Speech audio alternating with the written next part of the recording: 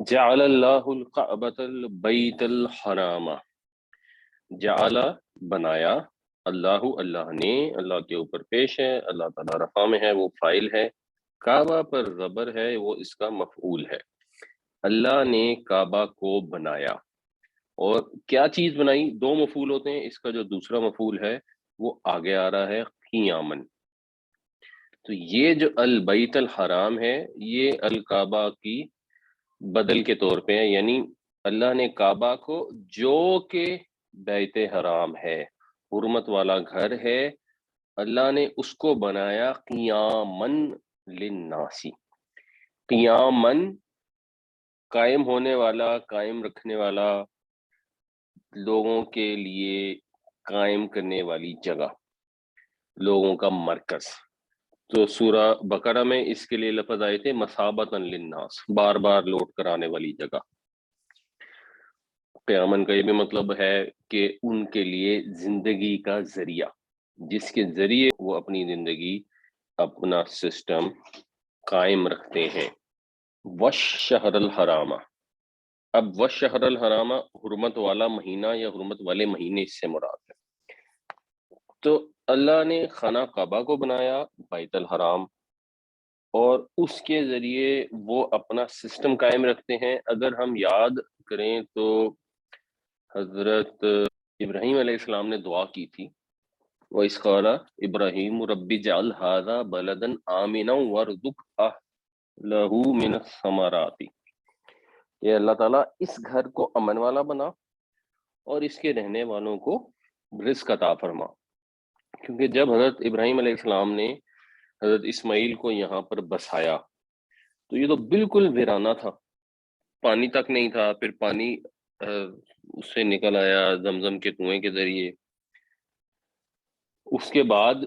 حضرت ابراہیم علیہ السلام چلے گئے، پھر جب واپس آئے تو سچویشن یہی تھی، یہاں پہ ایک گھر بنا دیا انہوں نے اللہ کے حکم کے مطابق، باپ بیٹے نے مل کر۔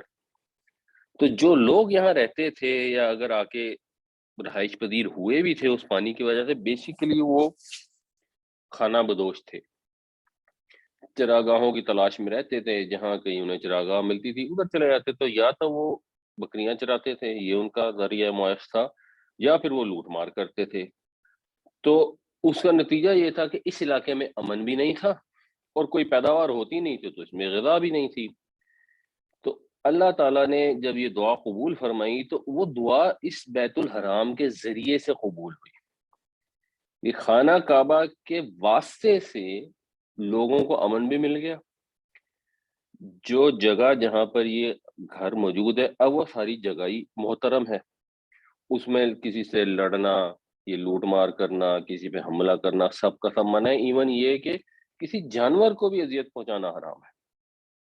تو جو شخص حرم کی حدود میں داخل ہو گیا وہ خدا کی امان میں داخل ہو گیا، تو یہ امن والا گھر بن گیا۔ اس کے ساتھ شہر الحرام بنایا اللہ نے، یعنی حرمت والے مہینے۔ ان سے یہ فائدہ ہوا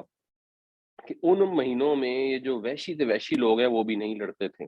اور پھر اس گھر کے پاس جو لوگ رہتے تھے ان کا بھی احترام تھا۔ حج کے قافلے آتے تھے،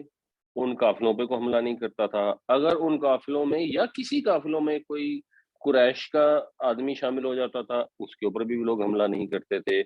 پھر حج کی وجہ سے تمام دنیا سے لوگ آتے تھے، حضرت ابراہیم علیہ السلام کی دعوت ساری دنیا میں پھیل گئی اور دور دور سے لوگ آتے تھے، تو جو لوگ آتے تھے وہ اپنے ساتھ سامان تجارت لے کے آتے تھے۔ تو ایک طرف سے مال آ رہا ہوتا تھا، دوسری طرف کو مال ڈسپیچ ہو رہا ہوتا، تو امپورٹ ایکسپورٹ کا ایک بہت بڑا گڑھ بن گیا تھا۔ اور آج بھی ہم یہ دیکھتے ہیں کہ ہر موسم کا پھل مکہ میں اویلیبل ہوتا ہے، ساری دنیا سے جو فروٹ ہے، جو ثمرات ہیں، وہ مکہ میں پہنچ جاتے ہیں، باقی کسی جگہ پہ وہ تمام ویرائٹی پائی جاتی ہو یا نہ پائی جاتی ہو۔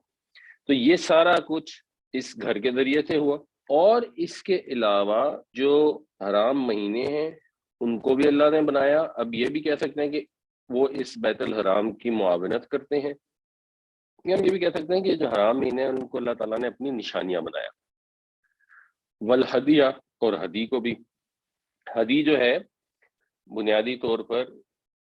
ویسے تو ہدیے کو بھی کہتے ہیں، تحفے کو کہتے ہیں، اور جو تحفے لوگ لے کر آتے تھے اللہ کے حضور پیش کرنے کے لیے، ان کو ہدی کہا جاتا تھا۔ قلائد جو ہے، یہ قلادہ کا لفظ ہم اردو میں بھی استعمال کرتے ہیں، اس کا مطلب ہوتا ہے پٹا، وہ چیز جو گلے میں ڈالی جاتی ہے۔ تو نیکلس کو بھی کہتے ہیں، جانور کے گلے میں بھی جو پٹے ہوتے ہیں، تو یہ نا بٹ کر رسیوں کو ڈال دیتے تھے گلے میں، اور یہ نشانی ہوتی تھی کہ یہ جانور ہدی کا جانور ہے، یعنی ہدی کی نشانی ہی قلادہ ہوتا تھا۔ تو قلادہ کی جمع ہے قلائد۔ تو یہ جو پٹے ہیں، یہ بھی بیت الحرام کی جو وجہ سے جو سینکٹیٹی حاصل تھی اس کی ایکسٹینشن کرتے ہیں۔ تو اللہ تعالیٰ نے کعبہ بیت الحرام کو لوگوں کے لیے قیام میں زندگی کا ذریعہ بنایا، یا اس کو لوگوں کا مرکز بنایا،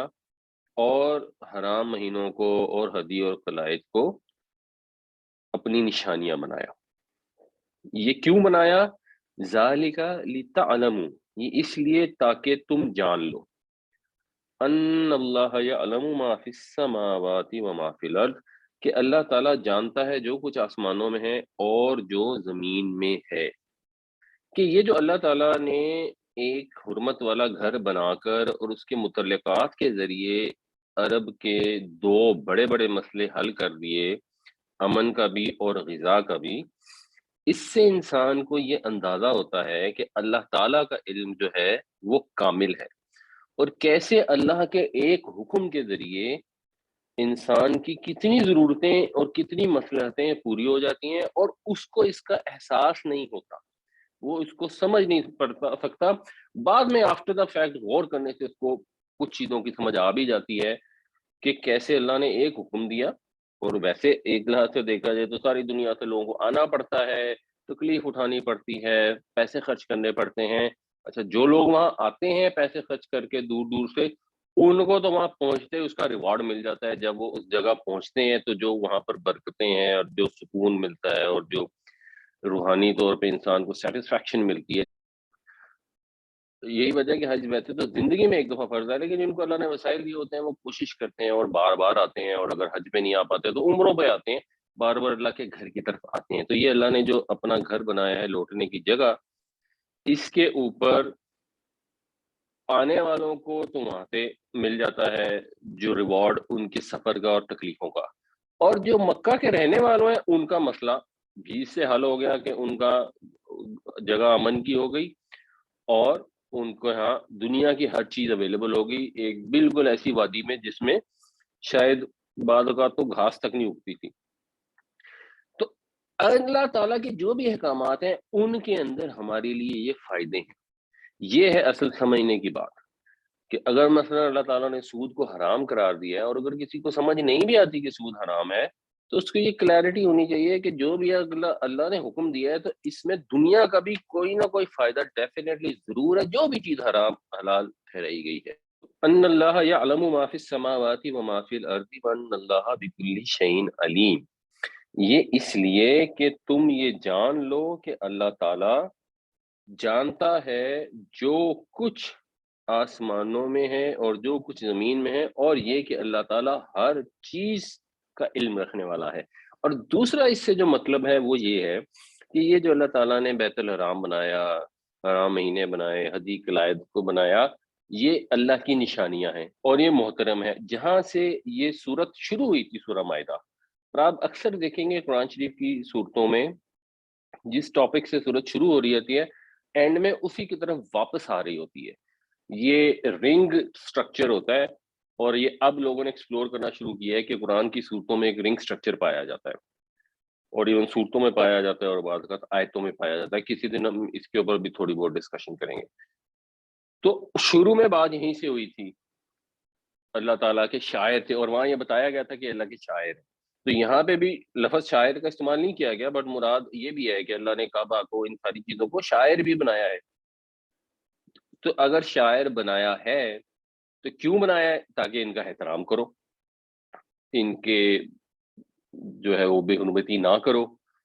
اور مثلا ان کی بے حرمتی نہیں کرنی، وہ پچھلی آیتوں میں ہم نے پڑھی ہے کہ جب تم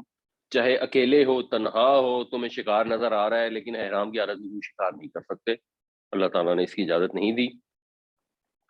تو اگر تم احرام کی حالت میں شکار نہیں کر سکتے اور تو کوئی نہیں دیکھ رہا لیکن اللہ دیکھ رہا ہے، تو غیب میں ہوتے ہوئے تم اللہ سے ڈرتے ہو، یہ پچھلی کلاس میں تھا۔ تو غیب میں ہوتے ہوئے اللہ سے کب انسان ڈرتا ہے؟ وہ اس وقت ڈرتا ہے جب اس کو یہ احساس ہو کہ اللہ تعالیٰ ہر چیز کو جانتا ہے، جو جو وہ عمل کر رہا ہے اللہ تعالیٰ اس کو دیکھ رہا ہے۔ تو ان کو شاعر بنانے کا ایک مقصد یہ بھی تھا کہ آدمی کے اندر یہ یقین راسخ ہو جائے، اور یہ یقین ہی جب انسان کو ہوتا ہے کہ اللہ تعالیٰ کا علم جو ہے میرے ماضی، حاضر، مستقبل، ظاہر، باطن ہر چیز کے اوپر محیط ہے، اس سے ہی انسان کے اندر خدا کا خوف پیدا ہوتا ہے۔ اگر انسان کو یہ شبہ ہو کہ شاید میں یہ کام کروں اور دیکھنے والے کو پتہ نہ چلے، تو بہت سارے کام انسان کر گزرتا ہے۔ جب آپ موٹر وے پہ جا رہے ہیں، یا آج کل جیسے لاہور شہر کے اندر وہ لگے ہوئے ہیں کیمرے جس سے ٹریفک کا چلان ہو جاتا ہے، تو لوگ اب رات کے وقت بھی جا کے وہاں رک جاتے ہیں جہاں ان کو خطرہ ہو کہ یہاں کیمرہ لگا ہوا ہو، پہلے نہیں رکتے تھے۔ یہ اسلام کا بیسک کلچر یہی ہے، اور یہی چیز اگر آپ دوسری انداز سے دیکھیں جو ہم نے پچھلی بار ڈسکس کی تو وہ احسان کا کانسیپٹ ہے۔ یہ چیز کہ انسان کو یہ احساس ہو کہ اللہ تعالیٰ مجھے دیکھ رہا ہے، اس میں اللہ کا خوف بھی پیدا کرتی ہے، اور اس میں یہ خواہش بھی پیدا کرتی ہے کہ میں اپنا عمل خوبصورت طریقے سے کروں تاکہ اللہ تعالیٰ کو پسند آئے۔ تو اللہ کی پسند کی خواہش اور اللہ کی ناراضگی کا خوف، یہ دونوں اس بیس پہ ہیں کہ اللہ تعالیٰ ہر چیز کو جانتا ہے، آسمانوں میں جو کچھ ہے، زمین میں جو کچھ ہے، سب کا اللہ جاننے والا ہے، اور جب وہ جاننے والا ہے تو ظاہر ہے اس کے سامنے جب پیش ہوں گے تو وہ سارا کچھ دوبارہ لا کر ہمارے سامنے رکھ دے گا۔ جعل اللہ الکعبۃ البیت الحرام قیاما للناس والشہر الحرام والہدی والقلائد ذلك لتعلموا ان اللہ یعلم ما فی السماوات وما فی الارض وان اللہ بکل شیء علیم۔ اللہ نے بنایا کعبہ بیت الحرام کو لوگوں کے لیے قیام کا ذریعہ، اور حرام مہینوں کو اور ہدی کو اور قلائد کو، یہ اس لیے کہ تم جانو کہ اللہ تعالیٰ جانتا ہے جو کچھ آسمانوں میں ہے اور جو کچھ زمین میں ہے، اور یہ کہ اللہ تعالیٰ ہر چیز کا علم رکھنے والا ہے۔ یہ علم جان لو ان اللہ شدید العقاب، کہ اللہ تعالیٰ سخت پکڑ والا ہے۔ عقاب کہتے ہیں سزا کو، وہ جو پیچھے سے آتی ہے، جیسے عاقبت ہے، یعنی آپ نے کوئی عمل کیا اور اس کے بدلے میں جو آپ کو سزا ملے گی وہ عقاب ہے۔ عذاب جو ہوتا ہے نا، عذاب میں سزا بے وجہ بھی مل سکتی ہے، جیسے فرعون جو ہے وہ بنی اسرائیل والوں کے اوپر اس نے ایک عذاب مسلط کیا ہوا تھا، تو وہ کسی عمل کے بدلے میں بھی ہو سکتی ہے اور بے وجہ بھی ہو سکتی ہے۔ عقاب وہ ہوتا ہے جو کسی چیز کے بدلے میں آئے، اس لیے اس کا صحیح ترجمہ ہوتا ہے پکڑ۔ تو اللہ تعالیٰ سخت پکڑ والا ہے۔ وَأَنَّ اللَّهَ غَفُورٌ رَحِيمٌ، اور اللہ تعالیٰ معاف کرنے والا ہے، مہربان ہے۔ تو یہ اب انسان کو وہ دوبارہ ایک طرح سے وارن کیا جا رہا ہے کہ یہ جو اللہ تعالیٰ نے شائع ٹھہرائے ہیں، جو احکامات دیے ہیں، ان کی پابندی کرو، اور انہی احکامات کی پابندی کرو جو اللہ نے ٹھہرائے ہیں۔ عیسائیوں کی طرح نہیں کہ ہر چیز کو اپنے اوپر خود سے حرام کر لو، اور یہودیوں کو طرح نہیں کہ جو حرام ہے ان کو حلال کر لو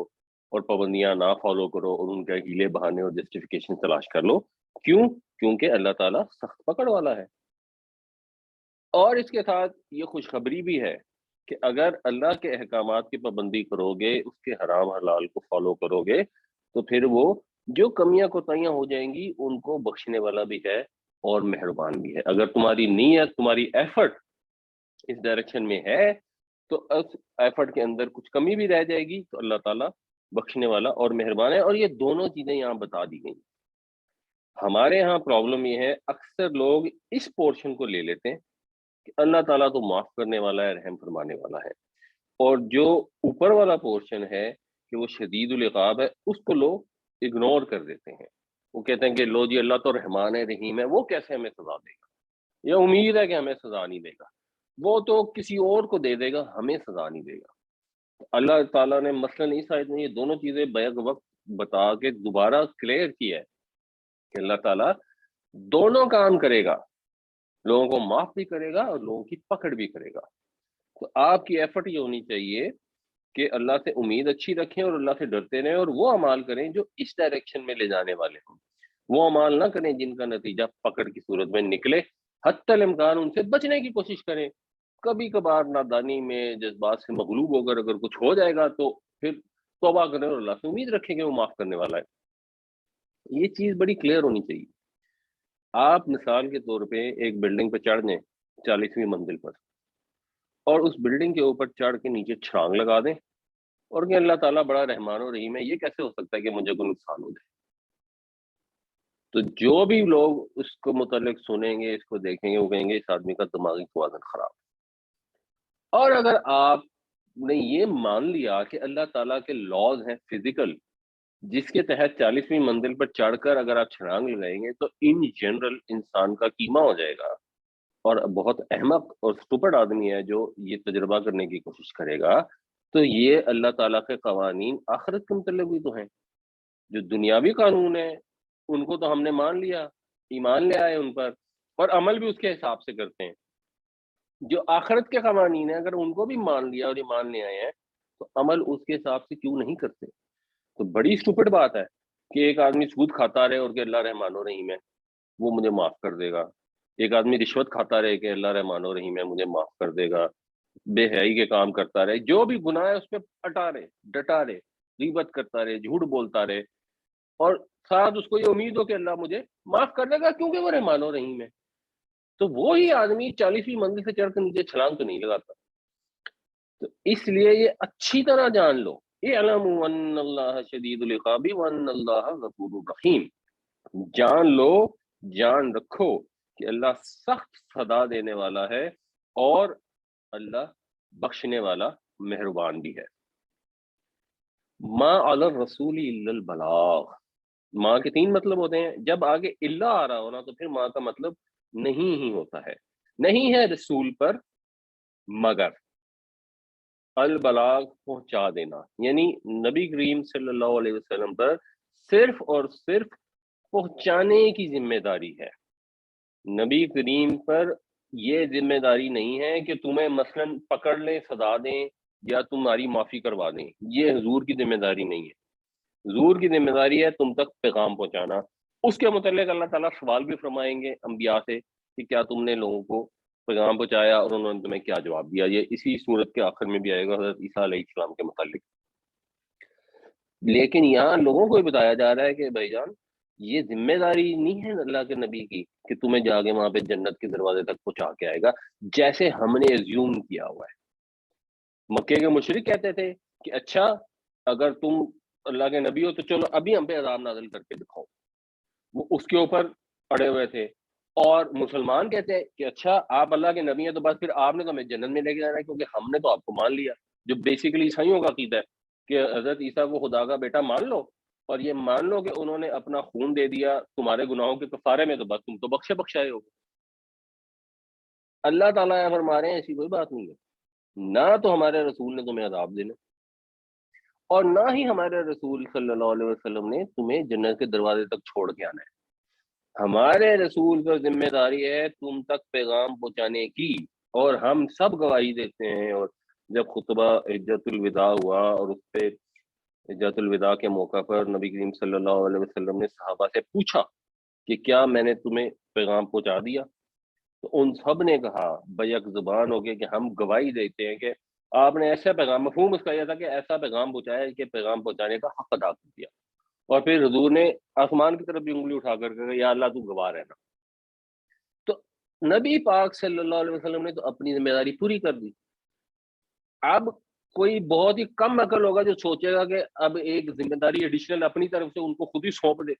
کہ میں ساری زندگی غلط کام کرتا رہوں اور آپ مجھے شاپے محشر بن کے نہ جنت کے اندر زبردستی لے جائیں۔ تو اللہ نے ایسی کوئی ذمہ داری حضور پہ تو ڈالی نہیں۔ ذمہ داری یہ بگلی ہے ہمارے اوپر کہ ہم کیا عمل کریں گے۔ ہمیں پیغام ملا، ہم نے اس پیغام کو رسپونڈ کیسے کیا۔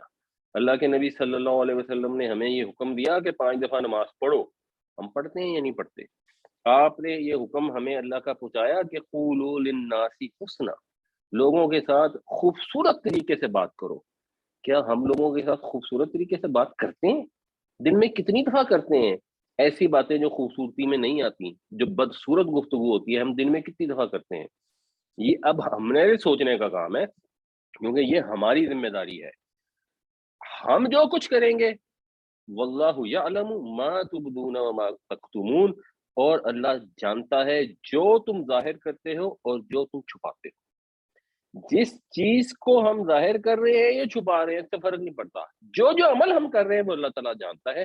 کیونکہ وہ ہمارے اعمال ہمارے رسول صلی اللہ علیہ وسلم کی ذمہ داری نہیں ہے، وہ ہماری ذمہ داری ہے، اور ہم ہی نے ان کو جا کے جواب دینا ہے، اور ان کی جزا سزا ہمیں ہی بھگتنی پڑے گی. یہ ورڈ جو ہے نا تبدونا، یہ ہے بے دال اور واو سے. اس کا مطلب ہوتا ہے بنیادی طور پر صحرا میں رہنا. تو بدو جو ہے نا وہ اسی سے ہے. اور صحرا میں جب آپ رہتے ہیں تو ہر چیز اوپن ہوتی ہے، کیونکہ وہاں پہ نہ پہاڑ ہوتے ہیں نہ درخت ہوتے ہیں، تو اوپن ہوتا ہے. تو پھر اوپن ہونے کے لیے بھی، ظاہر کرنے کے لیے بھی یہ ورڈ استعمال ہوتا ہے، اور اس سے پھر یہ باب افعال ہے. یعنی بدا یا بدو ہو گیا ظاہر ہونا، اور ابدا یبدو ہو گیا ظاہر کرنا. تو جو تم ظاہر کرتے ہو. اور کتمان حق بھی اردو میں بعض کا استعمال ہوتا ہے، کتما یکتم کا ہوتا ہے چھپاتا. اور جو کچھ تم چھپاتے ہو، تو ہم چھپائیں یا ظاہر کریں، does not make a difference. اللہ تعالیٰ کو تو سب معلوم ہے. لوگوں سے تو ہم چھپ کے کر سکتے ہیں کوئی غلط کام، خدا سے تو چھپ نہیں سکتے. ما علی الرسول الا البلاغ واللہ یعلم ما تبدون وما تکتمون. نہیں ہے رسول کے ذمے مگر پہنچا دینا، اور اللہ خوب جانتا ہے جو تم ظاہر کرتے ہو اور جو تم چھپاتے ہو. قل، کہہ دیجئے، یعنی اے نبی آپ لوگوں سے یہ کہہ دیجئے، لا یستوی الخبیث. یستوی، سوا، یسوا کا مطلب ہوتا ہے برابر ہونا، ہموار ہونا. اسی سے خط استوا ہے، ایکویٹر کو کہتے ہیں. تو ایکویٹر جو ہے وہ ایکویٹ سے ہے، برابر ہونے سے ہے. تو لا یستوی برابر نہیں ہو سکتے، یا برابر نہیں ہیں، یا برابر نہیں ہوں گے. الخبیث والطیب، خبیث اور طیب، ناپاک اور پاک، یہ یکساں نہیں ہوں گے، یہ ایک جیسے نہیں ہوں گے. مطلب کیا ہے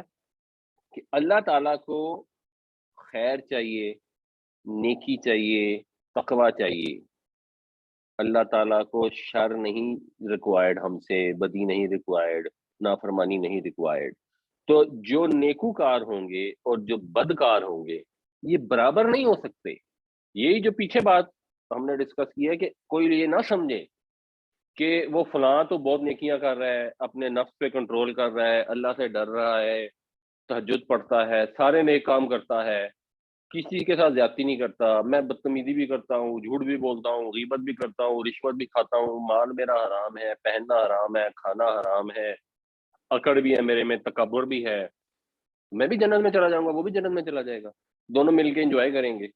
تو میں نے تو زندگی میں بھی انجوائے کر لیا ہوگا، اور وہ زندگی اس نے ڈرتے ڈرتے گزار دی ہوگی. تو اللہ تعالیٰ کہتے ہیں ایسا نہیں ہوگا. بدکار اور نیکوکار یہ برابر نہیں ہوں گے، دے کے ناٹ بی ایکول. ایک بڑی وجہ لوگوں میں جو برائی اختیار کرنے کی ہوتی ہے، وہ یہ ہوتی ہے کہ سارا لوگ یہی کر رہے ہیں، سارا زمانہ ہی یہ کر رہا ہے. اگر ہم مہندی کا فنکشن کر رہے ہیں تو سارے ہی کر رہے ہیں، اب اللہ تعالیٰ کے ساروں کو جہنم میں ڈال دے گا؟ ایسا تو نہیں ہوگا نا. اس لیے بس ٹھیک ہے، پھر ہماری مجبوری ہے، کیا کریں زمانے میں. اور یہ اس طرح کی بے حیائی، اور ویسے بھی ہم کو بے حیائی تھوڑی کر رہے ہیں، حیا تو انسان کے اندر ہوتی ہے. ہماری کوئی نیت تھوڑی خراب ہے، وہ تو بچوں کا دل ہے کہ چلو تھوڑا بہت ڈانس کر لیں گے. کوئی وہ خدا نہ خواستہ ان کی کوئی بری انٹینشن تھوڑی ہے، یا ہم تو شریف لوگ ہیں، ہم تو ہمارے پر آپ الزام لگا. یعنی اس کو جسٹیفائی کرنے کی بیسک وجہ ہوتی ہے کہ سارا معاشرہ یہ کر رہا ہے تو ہم بھی یہ کر رہے ہیں. اگر سرکاری افسروں میں سارے رشوت کھا رہے ہیں، تو ایک نیا سپاہی آتا ہے پولیس میں اور اس کو بھی وہ رشوت میں لگا دیتے ہیں، تو اس کے بعد جسٹیفیکیشن بیسیکلی یہی ہوتی ہے کہ سارے ہی کھا رہے ہیں. تو ٹھیک ہے، پھر وہ اتنا بڑا مسئلہ نہیں ہوگا، تو سارے کھا رہے ہیں نا، وہ سارے ہی تو بیوقوف نہیں ہو سکتے، میں اکیلا تو عقل مند نہیں ہو سکتا. وَلَوْ أَعْجَبَكَ كَثْرَةُ الْخَبِيثِ. آجبہ جو ہے، اس سے اردو میں ایک لفظ استعمال ہوتا ہے عجیب، اس کا وہ بھی مطلب ہو سکتا ہے. اور جو چیز انسان کو ڈفرینٹ لگے اور ڈفرینٹ لگنے کی وجہ سے پسند آئے، وہ بھی استعمال ہو سکتا ہے. تو اس کا مطلب یہ بھی ہے کہ چاہے تمہیں کتنی ہی خوشنما محسوس ہو، کثرت الخبیث، خبیث کی کثرت، ناپاک چیزوں کی کثرت، تمہیں جتنی مرضی بھلی محسوس ہو، جتنا تمہیں جسٹیفیکیشن محسوس ہو کہ اچھا یہ تو اتنے سارے بینک کھلے ہوئے ہیں، ہر بندہ ہی سود کا کاروبار کر رہا ہے، آج کل بزنس کرنے کے لیے سود کے سوا تو آپشن ہی نہیں ہے، کون ہے جو نہیں کر رہا؟ اگر دو چار لوگ کوئی کر رہے ہیں تو جب انہوں نے شروع کیا تھا تو انہوں نے بھی سود سے شروع کیا تھا، آج اگر نہیں بھی کر رہے تو کیا فرق پڑ رہا ہے؟ مسلمانوں نے ترقی نہیں کرنی، مسلمان پیچھے رہ جائیں گے اگر سود کا کام نہیں کریں گے، ہمارے بزنس ترقی نہیں کر پائیں گے تو پھر سارے عیسائی پاکستان میں ترقی کر جائیں گے، یا ایز اے کنٹری ہم بہت پیچھے رہ جائیں گے۔ یہ جسٹیفیکیشن کر کر کے، کیوں؟ کیونکہ آپ کو لگتا ہے کہ جنہوں نے بینک کھولے ہوئے ہیں، خوبصورت بلڈنگز ہیں، بڑے بڑے آفیسز ہیں، ٹائیاں لگا کے لوگ بیٹھے ہوئے ہیں، نک سک سے تیار ہوئے ہیں، اور آپ کہتے ہیں واہ جی واہ، کتنا سسٹم ہے، کتنا ان کے جو کاروبار سود کا کر رہے ہیں، آنا جانا ہے، کبھی اس ملک میں جا رہے ہیں، کبھی اس ملک میں جا رہے ہیں، 10 سال پہلے ایک فیکٹری تھی اب 4 فیکٹریاں ہو گئی ہیں، تو آپ کو اٹریکشن فیل ہوتی ہے اس چیز کے اندر، کیونکہ سارا معاشرہ کر رہا ہوتا ہے، اس کے اوپر ذرا شکل اس کی بدنما کم کر لیتے ہیں، اس کو جسٹیفائی کر دیتے ہیں، یہ سود وہ سود نہیں ہے، بیچ میں اس کے اوپر کوئی اسلامک بینکنگ کا تڑکا لگا دیتے ہیں، جو بھی غلط کام ہو رہے ہوتے ہیں جب اکثریت وہ کر رہی ہوتی ہے تو لوگوں کے پاس بس یہ دلیل ہوتی ہے کیونکہ سب کر رہے ہیں اس لیے ہم بھی کر رہے ہیں، اور محسوس ایسا ہوتا ہے کہ اگر سارے لوگ بے حیا ہو کے پھر رہے ہیں اور ایک آدمی جو ہے وہ حجاب کر کے آ رہا ہے تو لگتا ہے کہ یہ ان سیولائزڈ ہے اور باقی سارے بے حیا لوگ ہیں وہ سیولائزڈ ہے۔ تو یہ جو سوشل پریشر ہے، جو پیئر پریشر ہے، اس سے لوگ دب جاتے ہیں، لیکن وہ لوگ ہی دبیں گے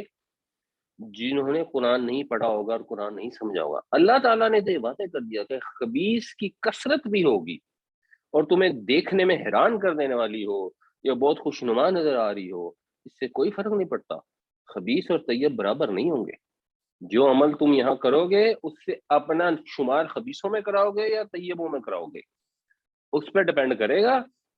فاتقوا اللہ، اللہ سے ڈرو، لوگوں سے مت ڈرو، معاشرے سے مت ڈرو، کثرت خبیث سے مت ڈرو، اللہ سے ڈرو۔ یا اولل الباب، لب کہتے ہیں بادام کی گری کو، تو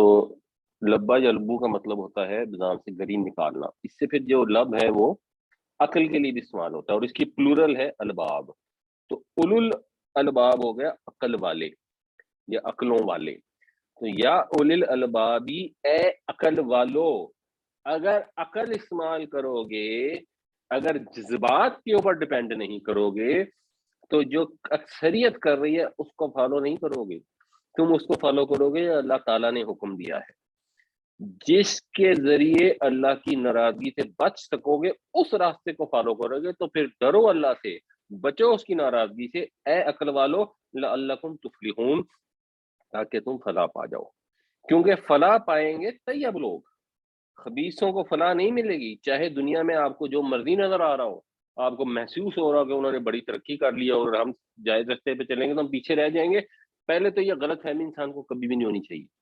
اللہ تعالیٰ نے ہمیں یہ قرآن میں واضح فرما دیا کہ رزق اللہ تعالیٰ دیتا ہے، ہمیں بھی ہمارے بچوں کو بھی، رزق دینے کی ذمہ داری تو اللہ تعالیٰ کی ہے۔ اب تو پھر کامن سینس کا سوال ہے کہ اللہ نے رزق ہمارا مقرر کر دیا ہے تو خبیث سے ہم رزق تو نہیں بڑھا سکتے، ہاں اللہ کی پسند کے کام کریں گے، ایسے کام کریں گے اللہ کو پسند آئے تو پھر یہ ممکن ہے کہ ہمارا رزق بڑھ جائے، ادروائز یہ کیسے ممکن ہے کہ ہم برے برے کام کر کے سوچیں کہ اللہ ہمارا رزق بڑھا دے گا، جو اس نے مقرر کیا اس سے بھی زیادہ کر دے گا۔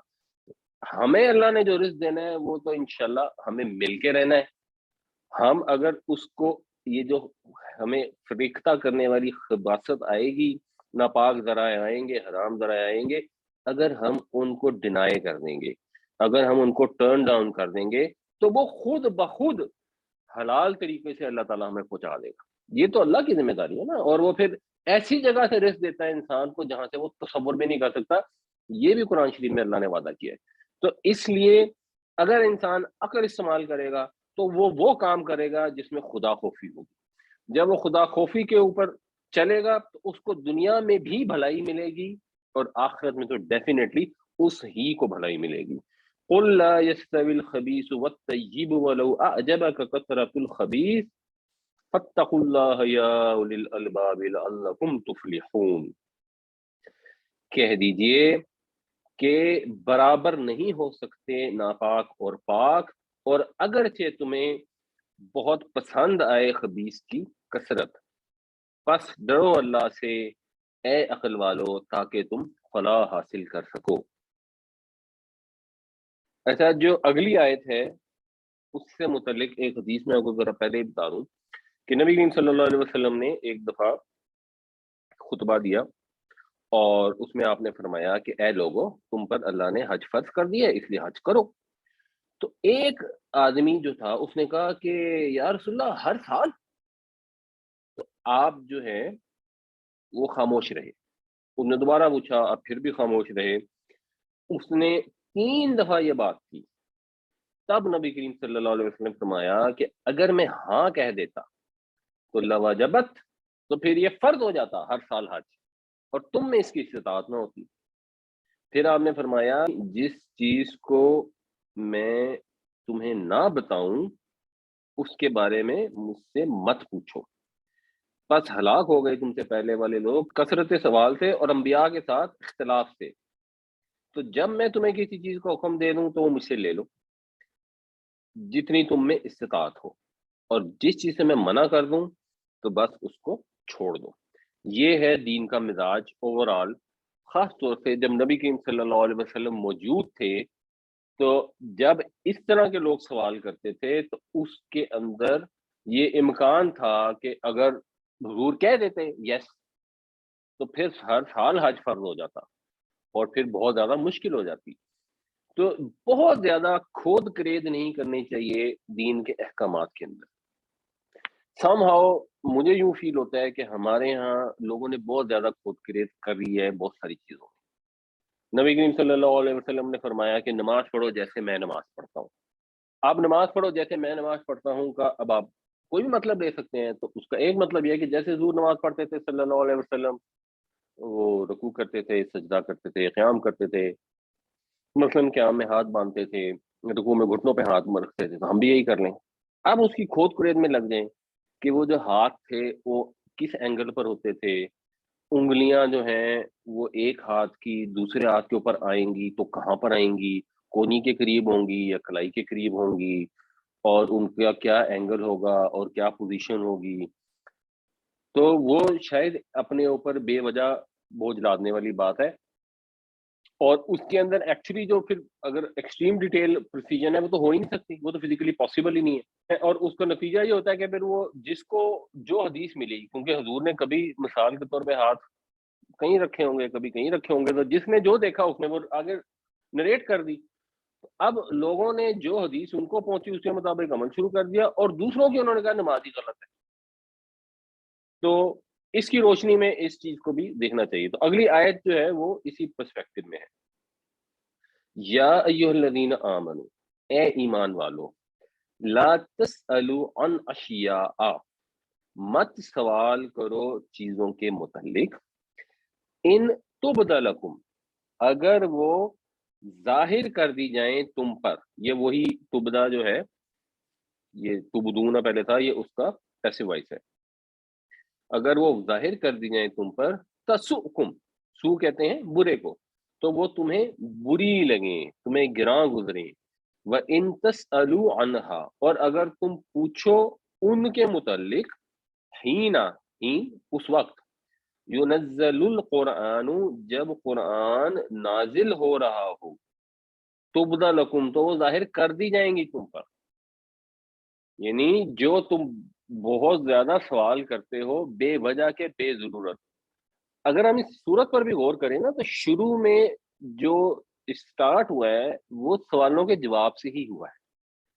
ان سوالوں کے اوپر ایشو نہیں ہے۔ اگر ایک نالج کے لیے چیز کو سمجھنے کے لیے سوال کیا جاتا ہے تو اس کے اوپر ایشو نہیں ہے۔ ایک مثال کے طور پہ حج فرض کیا گیا تو مثلاً کوئی اگر یہ پوچھ لے کہ اچھا جی حج فرض ہے تو کیسے کرنا ہے، اور جیسے پھر حضور حج کرتے تھے، آپ سے صحابہ نے سیکھا، جو پہلے سے بدعتیں رائج تھیں حج میں وہ ختم ہو گئیں، وہ نکل گئیں، اور کچھ چیزیں قرآن میں گائیڈ بھی کر دیں گے، بٹ بیسیکلی جیسے نبی کریم صلی اللہ علیہ وسلم نے حج فرمایا تو صحابہ ساتھ تھے، انہوں نے سیکھ لیا اور آگے پہنچا دیا۔ تو یہ چیز کہ حج کیسے کرنا ہے یہ سوال تو صحیح تھا، لیکن یہ ایک بے وجہ کا سوال تھا، اچھا جی کیا ہر سال کرنا ہے، کیا بار بار کرنا ہے، کیا بار بار کرنا ضروری ہے؟ تو اس طرح کے سوالات جو ہے ان سے منع کیا گیا، جو بلا ضرورت سوالات ہیں۔ تو وہ اگر ظاہر کر دیے جائیں، اگر وہ بتا دیے جائیں، جیسے مثلاً یہ پچھلی اگزامپل تھی، اگر یہ کہہ دیا جاتا کہ ہاں پھر کرو، تو پھر یہ ایک ان نیسیسری برڈن پڑ جاتا۔ اور جب قرآن نازل ہو رہا ہو تو پھر کئی چیزیں ظاہر کر بھی کی جائیں گی۔ یعنی شریعت کے اندر اللہ تعالیٰ نے ہمیں جو شریعت عطا فرمائی اس میں بہت زیادہ ڈیٹیل نہیں بتائی، اور اس ڈیٹیلز کے نہ بتانے میں ایک تو اللہ کا سٹائل ہے۔ آسمانی کتاب کا یہ سٹائل ہوتا ہی نہیں ہے کہ وہ مینول کی طرح لکھی ہو، جیسے کسی گاڑی کا مینول ہوتا ہے اس کے اندر ساری تفصیلات نمبر وار لکھی ہوتی ہیں۔ تو یہ تو پہلی تو بات ہے سٹائل ہی نہیں ہے۔ دوسرے اس کے اندر حکمت ہے کہ جب اس کے اندر ڈیٹیل نہیں ہے تو ہم جو بنیادی حکم ہے اس کو ہم نے فالو کرنا ہے، جو اس کی ڈیٹیل ہے وہ ہم نے سچویشن کے حساب سے ہم اپنی عقل کے مطابق فیصلہ کر سکتے ہیں۔ میں آپ کو اگر اس کی ایک مثال دوں جو اپنی عقل سے فیصلہ کرنے کی، جب ہم حج پر گئے نا تو پہلی دفعہ جب وہ طواف کرنے کے لیے مکہ میں جاتے ہیں تو ہم جب باہر نکل رہے تھے تو اس وقت جمعے کا وقت ہو گیا اور ہمیں وہ بسوں تک پہنچنا تھا، تو ہم بالکل راستے میں پھنس گئے اور وہاں پہ اب بالکل سب جیم پیک ہو گئے تھے، تو وہیں پہ نماز شروع ہو گئی۔ تو لوگوں نے نماز پڑھنی شروع کر دی اور ہم نے بھی نماز پڑھنی شروع کر دی، اور اتنا زیادہ رش تھا کہ اب ہم کھڑے کھڑے ہم نے پوری نماز پڑھی، ہم اس میں رکوع تک نہیں کر سکتے تھے، سجدہ تو بڑی دور کی بات ہے۔ سڑک پر ہم آ چکے تھے اور سڑک پہ صفیں بن گئی اور وہیں پہ ہم نے بھی نماز پڑھ لی۔ تو اب ہم نے نماز بالکل کھڑے کھڑے کی اور رکوع بھی نہیں کیا۔ کسی کے ذہن میں سوال پیدا نہیں ہوا کہ ہماری نماز ہوئی کہ نہیں ہوئی۔ کسی نے نہیں یہ سوچا کہ فٹافٹ جا کے مفتی صاحب کو فون کر کے پوچھیں کہ مفتی صاحب ہم اب دوبارہ نماز لوٹائیں، اگر جمعے کی نماز ہے تو پھر کہیں اور جمعہ ڈھونڈ کے کریں۔ نہیں، ایوری بڈی نیو کہ ہاں یہ ایک سچویشن ہے، اس میں نماز ہوگی۔ یا آپ جب جاتے ہیں مسجد نبوی میں تو وہ ماشاءاللہ مسجد نبوی اتنی بڑی ہے، ان جنرل ہم سب کو معلوم ہے کہ آپ نے اگلی صف میں نماز پڑھنی ہوتی ہے۔ یہ کورونا کی سچویشن کو آپ اگنور کر دیں تو آپ نے اگلی صف میں جڑ کے نماز پڑھنی ہوتی ہے، اور پہلی صف خالی نہیں ہو سکتی، اگر پہلی خالی ہے تو پیچھے والی بھر نہیں سکتی، تو آپ نے آگے جا کے نماز پڑھنی ہوتی ہے۔ پر مسجد نبوی میں آپ جاتے ہیں تو وہ تو اتنا لمبا چلنا پڑتا ہے، اگر آپ اس سائڈ سے آ رہے ہیں، اگر آپ کا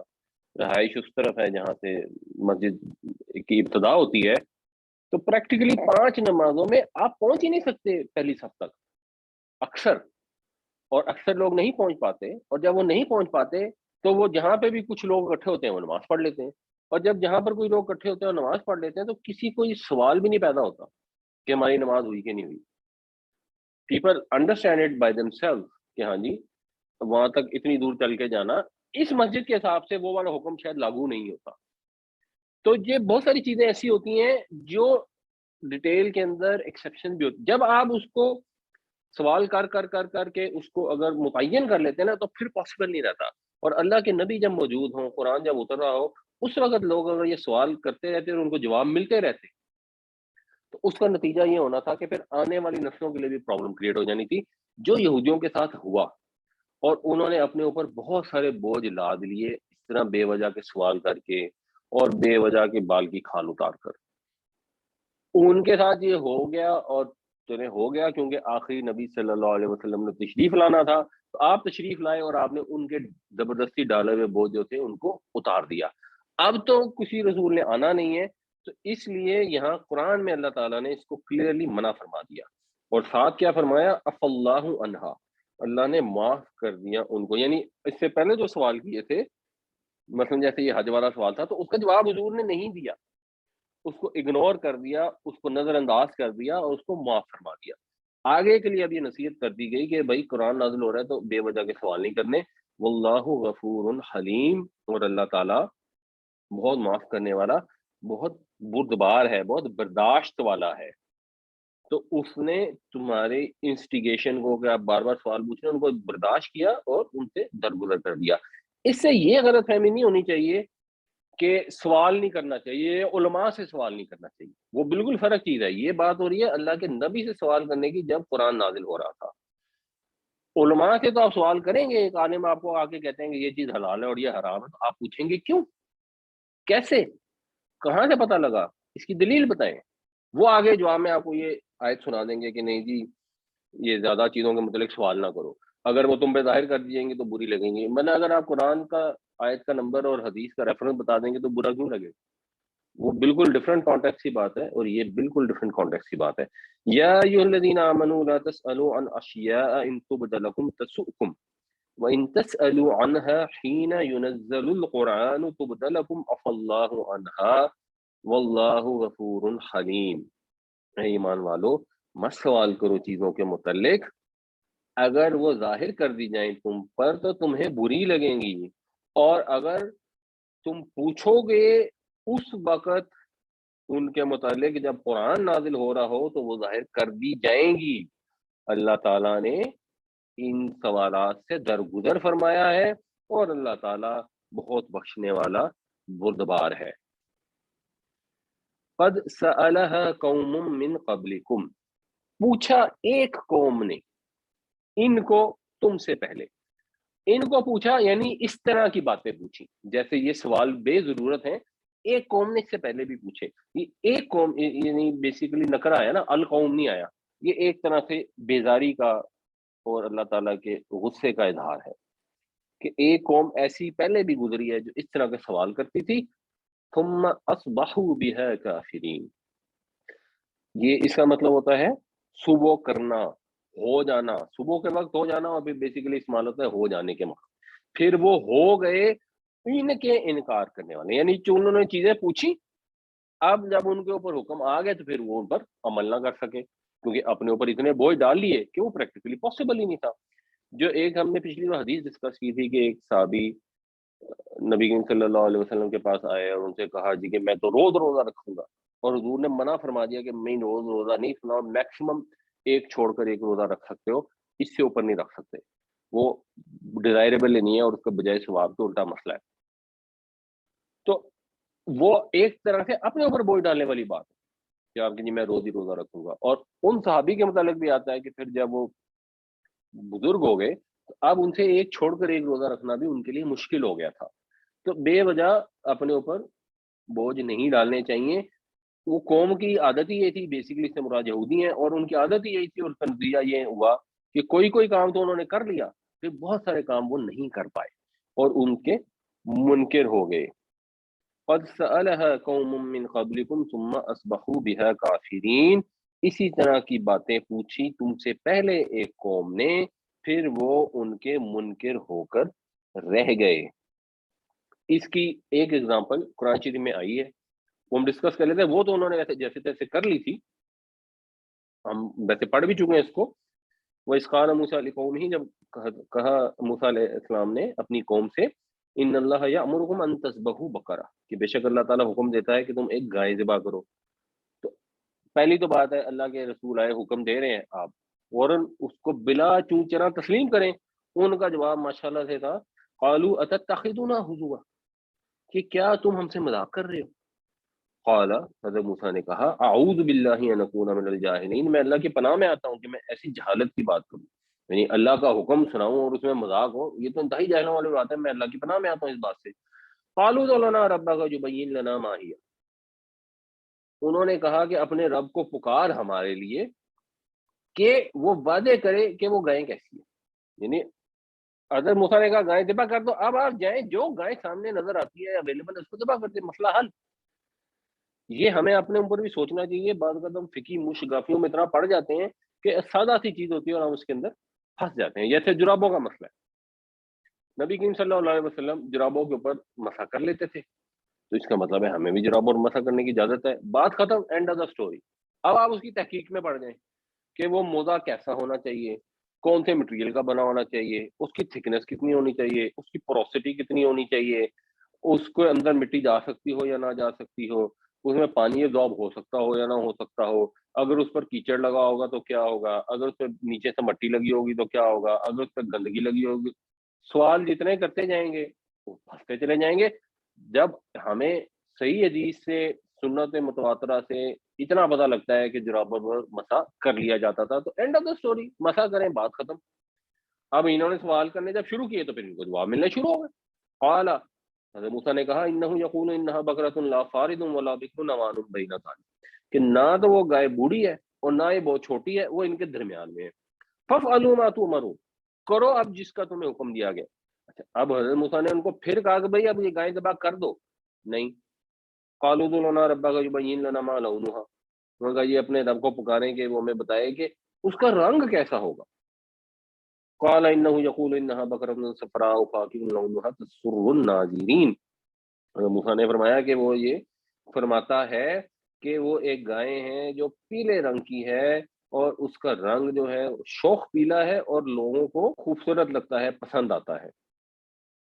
قالوا ادع لنا ربک یبین لنا ما ہی ان البقرۃ تشابہ علینا وانا ان شاء اللہ لمہتدون، انہوں نے کہا پھر کہا جی اپنے رب کو پکارنے کے بتایا ہمیں کہ اس کے متعلق ہمیں نا گایوں میں بہت وہم پڑ رہا ہے،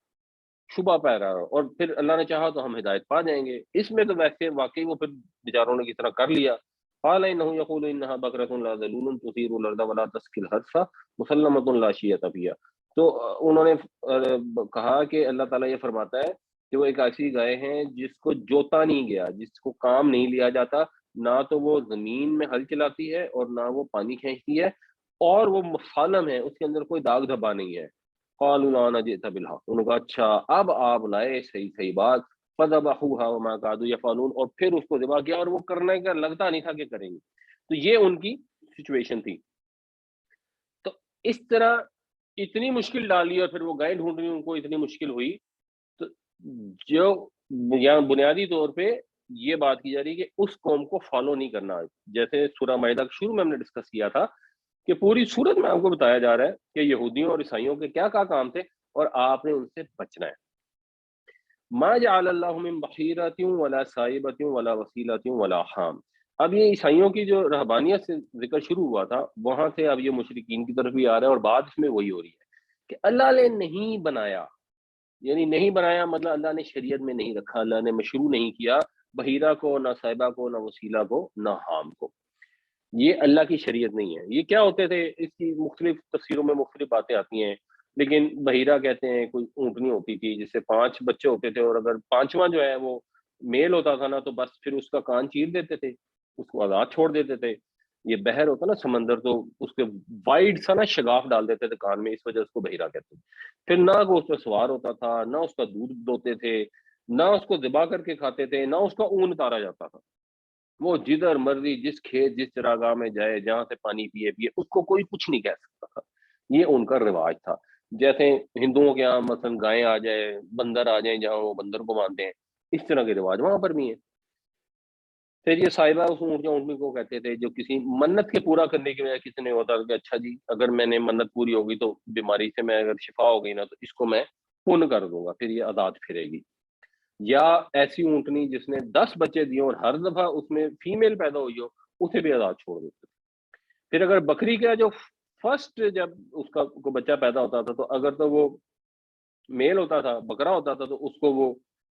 دیوتاؤں کے لیے ذبح کر دیتے تھے، اگر بکری ہوتی تھی تو اس کو رکھ لیتے تھے، اور اگر جڑواں پیدا ہوتے تھے تو ان میں سے جو نر ہوتا تھا نا اس کو چھوڑ دیتے تھے، اس کا نام وسیلہ رکھا ہوا تھا۔ پھر ہام ایسے اونٹ کو کہتے تھے جس کا پوتا پیدا ہو چکا ہو یا جس سے بہت سارے پیدا ہو چکے ہیں، تو کہتے ہیں بھائی اس نے بڑی خدمت کر دی ہے، اس سے ہمیں بہت سارے جانور مزید مل گئے ہیں۔ اس میں بھی نہ سواری کرتے تھے نہ بوجھ لاتے تھے۔ تو اللہ تعالیٰ یہ فرما رہے ہیں کہ اللہ نے یہ شریعت نہیں ٹھہرائی، یہ حرام اور حلال اللہ کا استحقاق ہے، انسان خود سے نہیں کر سکتے۔ تو اللہ نے نہ بحیرہ کو مشروع کیا، نہ صاحبہ کو، نہ وسیلہ کو، نہ حام کو۔ اس میں جو ایک سوچنے والی اور سمجھنے والی چیز ہے کہ بنیادی طور پر جو کام کیا جا رہا تھا ان جنرل، کام یہ ہو رہا تھا کہ ان جانوروں نے ہماری بہت خدمت کر دی ہے، بہت دفعہ ان کے ہم وہ اونٹنی بوڑھی ہو گئی ہے، اس سے 10 دفعہ بچے پیدا ہو چکے ہیں، تو اب اس اونٹنی کو چھوڑ دو، مت اس سے کوئی کام لو، مت اس کو ذبح کرو، مت اس کا دودھ دو، اس کو آزاد چھوڑ دو۔ اس میں کوئی ایسی کوئی بری بات نہیں ہے، کسی جانور کو آزاد چھوڑ دینا اور اسے کام نہ لینا کہ اب یہ بوڑھا ہو گیا، اس نے ہماری خدمت کر دی ہے تو بس ٹھیک ہے اب ہم اس کی خدمت کریں گے، جہاں سے دل چاہتا ہے چرے، جہاں سے دل چاہتا ہے پانی پیے، اس کو کوئی روکے گا نہیں، چھیڑے گا نہیں، کیونکہ اس نے بڑی خدمت کر لی ہے۔ تو اس میں کوئی ایسی بری بات نہیں ہے، تو قدردانی والا کام ہے، ایک طرح سے یہ قابل احترام عمل ہے، لیکن پرابلم اس میں اصل کیا تھی، یہ ان کے اندر دینی جذبے سے کیا جاتا تھا، اور جو کام دینی جذبے سے کیا جائے اور اللہ نے، اللہ کے رسول نے نہ بتایا، وہ بدعت ہوتی ہے، اور بدعت کا یہ نتیجہ ہوتا ہے کہ بدعت کے نتیجے میں پھر گمراہی پھیلتی ہے۔ تو بدعت کے برا ہونے کے لیے یہ ضروری نہیں ہوتا کہ اس بدعت کے اندر کوئی کام بھی برا ہو، یا جیسے مثلا پیچھے کوئی اگر انہوں نے وسیلہ کو دیوتاؤں کے نام پر آزاد چھوڑا تھا تو چلیں جی ہم کہیں گے وہ دیوتاؤں کا نام لیا تھا، تو بس پھر وہ بدعت ہوتی، باقی ساری تو بدعتیں نہ ہوتی۔ نہیں، بدعت جو بھی نیا کام ایجاد کیا جائے گا جس کے اندر دینی جذبہ پایا جائے گا، وہ ایکچولی دین کی شکل کو مسخ کر کے رکھ دیتا ہے۔ تو اس سے بچنا چاہیے، اس کو جسٹیفائی نہیں کرنا چاہیے کہ نہیں اس میں کیا حرج ہے، اس میں کیا پرابلم ہے، اگر ہم اٹھ کے کھڑے ہو جائیں اور 10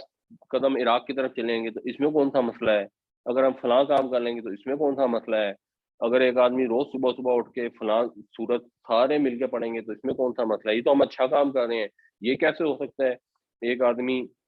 اچھا کام کرے، اللہ کے قرآن کے کلامات ادا کرے اور آپ کہیں جی یہ برا کام ہو رہا ہے، یہ بدعت ہو رہی ہے،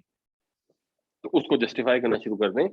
جو چیزیں اللہ نے شریعت نہیں ٹھہرائی ان کو جب آپ شریعت بنا لیتے ہیں تو وہ سیریس پرابلم ہے، کیونکہ پھر وہ اپنی طرف سے حرام حلال داخل کرنا ہے، وہ شرک کی ایک صورت ہے۔ اور شروع میں کیا ہوتا ہے کہ لوگ اس کو نیک نیت سے شروع کرتے ہیں، اچھے جذبے سے شروع کرتے ہیں، اور چند نسلوں کے بعد وہ رواج اتنا پکا ہو جاتا ہے کہ لوگ سمجھتے ہیں کہ یہ ایک ڈیزائربل چیز ہے اور دینی چیز ہے۔ جیسے آج اگر آپ جا کے دیکھیں گے تو ہر نماز کے بعد دعا کروائی جاتی ہے، اور کہیں ثبوت نہیں ملتا کہ نبی کریم صلی اللہ علیہ وسلم نے خود سے دعا کرائی ہو فرض نماز کے بعد۔ یہ تو ہوا کہ کسی نے آ کے کہا کہ جی دعا کرا دیں فلاں کے لیے، تو آپ نے دعا کے لیے ہاتھ اٹھا دیا اور سب نے اجتماعی دعا کر لی، لیکن یہ نہیں تھا پریکٹس کہ ہر نماز ختم ہونے کے بعد حضور دعا کراتے ہوں۔ کسی نے شروع میں شروع کرا دی ہوگی، ہو سکتا ہے ہمارے جیسے ملک میں شروع کرا دی ہو، اس نے سوچا ہو کہ یہ لوگ جو ہیں ان کو عربی کی تو سمجھ آتی نہیں ہے، تو ان کے دل کے جذبات کا اظہار نہیں ہوا، تو اس لیے انہوں نے بعد میں اردو میں دعا کر دی کہ چلو جی ذرا لوگوں کو ایک اٹیچمنٹ سی ہو جائے یا ان کے اندر کوئی روحانیت پیدا ہو جائے۔ اس کا نتیجہ کیا ہوا کہ نسل در نسل ہوتے ہوتے وہ ایسی پکی ہو گئی کہ آپ اگر کسی مسجد میں جائیں اور وہاں نماز کے بعد دعا نہ ہو تو لوگوں کو یوں محسوس ہوگا کہ ان کی نماز ہی پوری نہیں ہوئی، وہ سمجھیں گے کہ نماز ہوئی ہی نہیں ہے۔ یہ ہم جب جنازہ اٹھاتے ہیں تو لوگ کہتے ہیں کلمہ شہادت، اور پھر لوگ جواب میں کلمہ بھی پڑھتے ہیں اشہد لا الہ الا اللہ، ان کو لگتا ہے کہ نہیں پڑھیں گے تو یہ کوئی گناہ کا کام ہے، حالانکہ اس کا کہیں ثبوت ہے ہی نہیں، کسی صحیح حدیث میں کہیں قرآن میں اس چیز کا ثبوت ہی نہیں ہے کہ جنازہ اٹھائیں اور کلمہ شہادت پڑھیں، اور اس طرح کی بہت ساری چیزیں جو ویسے جائز ہیں، ویسے نیکی کے کام ہیں، لیکن دین میں اللہ کے نبی صلی اللہ علیہ وسلم نے ان کا رواج نہیں رکھا۔ تو جب ان کا رواج حضور نے نہیں دیا، جن چیزوں کو حضور نے رائج کر دیا وہ تو ٹھیک ہے، اس میں تو کوئی پرابلم نہیں ہے۔ اگر نبی کریم صلی اللہ علیہ وسلم مثلا تہجد کی نماز پڑھتے تھے نا، ہمیں پتہ ہے آپ پڑھتے تھے، اب وہ فرض نہیں ہے لیکن اگر لوگ پڑھیں تو اچھی بات ہے، دوسروں کو تلقین کریں تو بھی اچھی بات ہے، اس میں کوئی پرابلم نہیں ہے۔ تلقین میں یہ شامل ہو کہ نہ بھی پڑھو تو کوئی گناہ نہیں ہے، لیکن پڑھ لو تو اچھی بات ہے اور بڑا اس کا اجر ہے اور فائدے ہیں۔ تو جو جو چیزیں حضور نے رائج فرما دی وہ تو ٹھیک ہے، لیکن جو حضور نے رائج نہیں کی ہیں اور ہم نے خود سوچ سوچ کے نکالیں کہ لوگوں کو فائدہ ہو جائے، اس کے پھر یہ نقصان پیدا ہوتے ہیں کہ ایونچولی پھر وہ لیٹر آن اس شرک میں داخل ہو جاتی ہیں جس میں آپ حرام حلال اپنی طرف سے ٹھہرانا شروع کر دیتے ہیں۔ اور اسی لیے نبی کریم صلی اللہ علیہ وسلم نے فرمایا، جو آپ اکثر جاتے ہوں گے تو جمعے کے خطبے میں وہ پڑھتے ہیں کہ ہر بدعت جو ہے وہ گمراہی ہے، اور پھر ہر گمراہی جو ہے وہ جہنم میں لے جانے والی ہے۔ تو اللہ نے تو ان چیزوں کو مشروع نہیں کیا، وَلَٰكِنَّ الَّذِينَ كَفَرُوا يَفْتَرُونَ عَلَى اللَّهِ الْكَذِبَ، اور لیکن ان لوگوں نے جنہوں نے کفر کیا گھڑا اللہ کے اوپر جھوٹ، وَأَكْثَرُهُمْ لَا يَعْقِلُونَ، اور ان میں سے اکثر عقل استعمال نہیں کرتے، وہ سمجھ سے آ رہی ہیں، وہ بس سنی سنائی پیچھے سے جو چلی آ رہی ہے، اب جو ان کے باپ دادا سے چیز چلی آ رہی ہے اسی کو فالو کر رہے ہیں۔ ما جعل الله من بحيرة ولا سائبة ولا وسيلة ولا حام ولكن الذين كفروا يفترون على الله الكذب وأكثرهم لا يعقلون، نہیں مشروع ٹھہرایا اللہ نے بحیرہ کو اور نہ سائبہ کو اور نہ وسیلہ کو اور نہ حام کو، لیکن وہ لوگ جنہوں نے کفر کیا وہ جھوٹ باندھتے ہیں اللہ پر، اور ان میں سے اکثر سمجھ سے آ رہی ہیں وَإِذَا قِيلَ لَهُمْ تَعَالَوْا إِلَىٰ مَا أَنزَلَ اللَّهُ، اور جب ان کو کہا جائے کہ آؤ اس چیز کی طرف جس کو نازل کیا اللہ نے، وَإِلَى الرَّسُولِ، اور آؤ رسول کی طرف،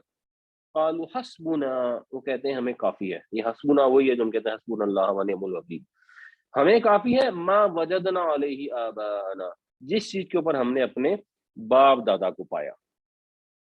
اولو کان آباؤہم لا یعلمون شیئا ولا یہتدون، اور کیا اگر، یعنی اگرچہ ان کے باپ دادا نہ کوئی چیز کا علم رکھتے ہوں اور نہ ہدایت کے راستے پر ہوں. تو یہ جو جسٹیفیکیشن ہے کہ عقل استعمال نہیں کرنی، جو پچھلی آیت میں بات ہوئی کہ اکثر ان میں سے عقل استعمال نہیں کرتے، تو یہ جو جسٹیفیکیشن ہے کہ ہم عقل استعمال اس لیے نہیں کرتے کہ ہمارے باپ دادا ایسا کرتے، یعنی باپ دادا کے جو اعمال ہیں ان کا احترام کرنا، اس میں کوئی بری بات نہیں ہے. جو آپ کو اپنے باپ دادا سے اچھی چیز ملتی ہے، آپ ان کو محترم سمجھتے ہیں، وہ ان کی قدردانی ہے، یہ ٹھیک ہے. لیکن یہ سمجھنا چاہیے کہ یہ پچھلی نسل کے فوت ہو جانے کی وجہ سے ان کو کوئی تقدس نہیں حاصل ہو گیا. اگر ان کی بات صحیح ہے تو اس کو فالو کریں گے، ان کی بات صحیح ہے تو فالو نہیں کریں گے. آپ کسی بھی فرقے، کسی بھی مذہب سے تعلق رکھتے ہیں، آپ نے سچ بات کو تلاش کرنا ہے. یہ نہیں ہے کہ ہمارے والد صاحب جو ہیں وہ کیونکہ نبی کریم صلی اللہ علیہ وسلم پر ایمان رکھتے تو ہم بھی رکھتے ہیں. آپ جب اس کو خود سے سمجھ کر مانیں گے تو تب آپ صحیح معنوں میں مسلمان ہوں گے. اگر صرف باپ دادا کے دین کو فالو کر رہے ہوں گے تو وہ تو مشرکین مکہ بھی کرتے تھے، وہ تو پھر بائی چانس ہے، کوئی ادھر پیدا ہو گیا کوئی ادھر پیدا ہو گیا. اور اگر ان کے اندر کوئی غلطی تھی، جو بھی عمل وہ غلط، ہمارے یہاں سب سے بڑا مسئلہ پیدا ہوتا ہے، کئی میں لوگ ایسے جانتا ہوں جن کے مثلاً والدین جو ہیں وہ قادیانی تھے، جھوٹے نبی کو مانتے ہیں، ظاہر سی بات ہے کامن سینس کے خلاف ہے، قرآن حدیث کے خلاف ہے، ہر لحاظ سے خلاف ہے. لیکن اب وہ صرف اس وجہ سے حق کے راستے پہ نہیں آتے کیونکہ ان کو یہ فیل ہوتا ہے کہ میرے ابا جی جو فوت ہو گئے ہیں، اگر میں مسلمان ہو جاؤں گا تو وہ پھر اس کا مطلب ہے کہ میں نے یہ ثابت کر دیا کہ جو میرے والد تھے وہ غلط تھے. تو حالانکہ وہ یہ نہیں سمجھتے کہ اگر فرض ہے والد صاحب کو سمجھ نہیں آئی اور وہ فوت ہو گئے، اب آپ نے جو ان کے حق میں دعا کرنی ہے، اب آپ کو تو پتہ لگ گیا کہ سچا دین کون سا ہے، اور آپ اس کو فالو نہیں کریں گے تو الٹا آپ اپنے والد صاحب کو نقصان کریں. کیونکہ وہ تو اگر نادانی کی وجہ سے سمجھے بغیر دنیا سے چلے گئے تو آپ ان کے درجات بہتر کرنے کے لیے، ان کو جنت میں پہنچانے کے لیے جو عمل کر سکتے ہیں وہ یہ کہ خود حق پر چلیں اور ان کے لیے دعا کریں. لیکن ضد کی وجہ سے کہ بس ہم نے اس میں باپ دادوں کو پایا تو ہم نے وہی کرتے چلا جانا ہے، چاہے ان کے باپ دادا غلط کام کرتے ہوں، چاہے وہ ہدایت کے راستے پہ نہ ہو، تو یہ عقل کے بھی خلاف ہے، کامن سینس کے خلاف ہے، اور آخرت کے لحاظ سے بھی آپ کے لیے بہت زیادہ خطرناک ہے کہ پھر آپ تو اپنی آخرت تباہ کر لیں گے. ان کی آخرت اس طرح بہتر نہیں ہوگی کہ آپ غلط راستے پہ چلتے رہیں زبردستی. کسی کے والد صاحب فوت ہو گئے، فوت ہوتے وقت وہ وصیت کر گئے، وہ وصیت بالکل ہی غلط تھی، اسلام کے خلاف تھی. وہ کہ نہیں، کیونکہ ابا جی نے وصیت کی اس لیے ہم نے وہ ضرور پوری کرنی اگر وہ اسلام کے خلاف ہے.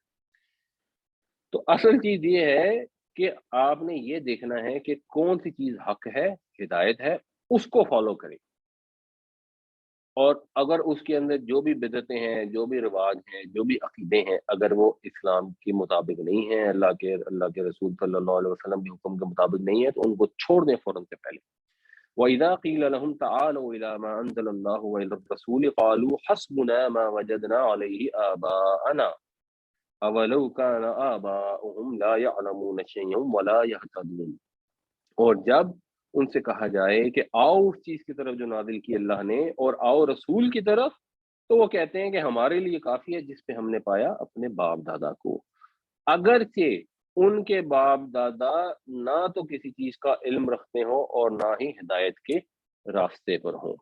تو ایسا ابھی آپ نے شاید میں غلط سنا یا نہیں ہے کہ آپ نے کسی مثال دی نا کہ کسی کا والد قادیانی حالت میں انتقال کر گیا اور آپ مسلمان ہو گئے یا ہونا چاہتے ہیں، مگر آپ یہ سوچتے ہیں کہ وہ تو میں والد کے لیے اچھا نہیں کروں گا اگر میں مسلمان ہو گیا، بلکہ میں اسٹیمپ کر دوں گا کہ وہ واقعی غلط تھے. تو کیا ان کے لیے تو قادیانی کے لیے دعا کیا کر سکتے ہیں؟ جیسے حضرت ابراہیم سے منع کیا گیا تھا کہ اپنے والد یا چچا جو بھی تھے ان کے لیے دعا نہ کرو، ان کی تو وہ ایک قادیانی کی حالت میں کوئی کا انتقال ہوا ہے تو اس کے لیے اس کے بیٹے یا جو بھی ہے بھائی ہوں اس کی دعا کر سکتے ہیں؟ دیکھیں جی، ایک چیز ہمیں سمجھنی چاہیے کہ بنیادی طور پہ ایک ہوتا ہے غیر مسلم اور ایک ہوتا ہے کافر۔ کافر وہ ہوتا ہے جو جان بوجھ کر حق کا انکار کرتا، جس کو حق بات سمجھ آ جائے، اس کے باوجود وہ تعصب کی وجہ سے برادری کی خاطر، مالی فائدے کی خاطر جان بوجھ کے حق کا انکار کرتے، وہ ہوتا ہے کافر،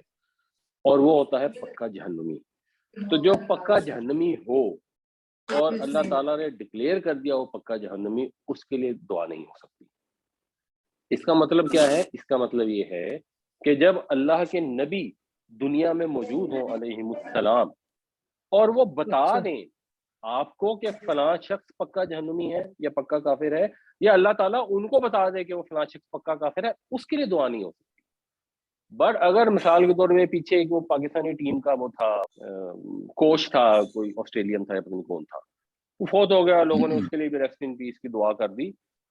ہمیں نہیں پتا کہ وہ پکا کافر تھا کہ نہیں۔ ہاؤ ڈو وی نو؟ ہمارے پاس تو کوئی سورس نہیں ہے نا جاننے کی، دلوں کے حال تو ہم نہیں جانتے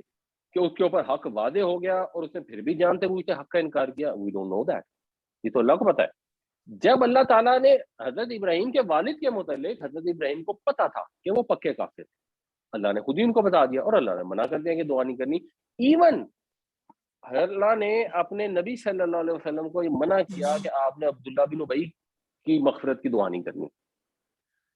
عبداللہ بن ابی تو نام کا مسلمان تھا نا، لیکن